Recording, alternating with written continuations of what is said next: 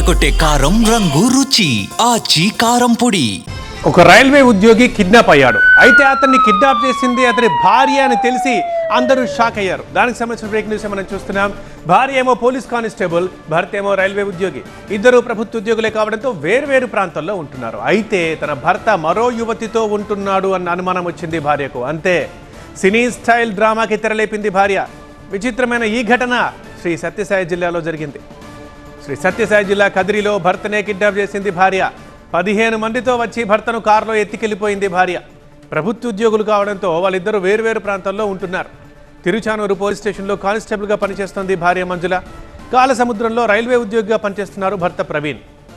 అయితే ప్రవీణ్ మరో మహిళతో సన్నిహితంగా ఉంటున్నాడన్న అనుమానంతో భర్తను కిడ్నాప్ చేసింది భార్య. సత్యసాయి జిల్లా కదిరికి చెందిన ప్రవీణ్కి చిత్తూరు జిల్లాకు చెందిన మంజులకి 5 ఏళ్ల క్రితం పెళ్లైంది. పెళ్లైన దగ్గర నుంచి ఇద్దరికి తరచూ గొడవలు జరుగుతున్నాయి. భార్యాభర్తలు ఇద్దరు వేర్వేరు ప్రాంతాల్లో పనిచేయడం వల్ల మనస్పర్ధలు మరింత పెరిగాయి. అయితే భర్త మరో యువతితో సన్నిహితంగా ఉంటున్నాడన్న అనుమానంతో సినీ స్టైల్లో కిడ్నాప్ చేసింది భార్య మంజుల. భర్తతో పాటు ఇంట్లో పనిచేస్తున్న పని మనిషిని కూడా ఎత్తుకెళ్లింది మంజుల. 15 మందితో తమపై దాడి చేసి తమ కొడుకుని కోడలు ఎత్తుకెళ్లిందంటున్నారు ప్రవీణ్ తల్లిదండ్రులు. తమ ఇంట్లో ఉంటున్న యువతి పని మనిషిని చెబుతున్నారు. ఎవరో కొంతమంది వ్యక్తులు 10 మంది వేసుకొని వచ్చి మంజులనే నా కోడలను వచ్చి వేసుకొని వచ్చి మా అబ్బాయిని కొట్టి, ఎవరో ఒక అమ్మాయి ఉంది అని చెప్పని ఆ అమ్మాయి మా అబ్బాయిని కొట్టి వేసుకొని తిరగకు పోయినారు. యాజ్ పేరెంట్స్గా మేమిద్దరము పోతే నన్ను నా భార్యను పడేసి కొట్టింది.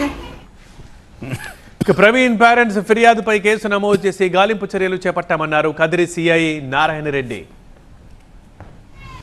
పెళ్ళైన తర్వాత సుమారుగా 5 సంవత్సరాలుగా భార్యాభర్తల మధ్య మనస్పర్ధలు వచ్చాయి.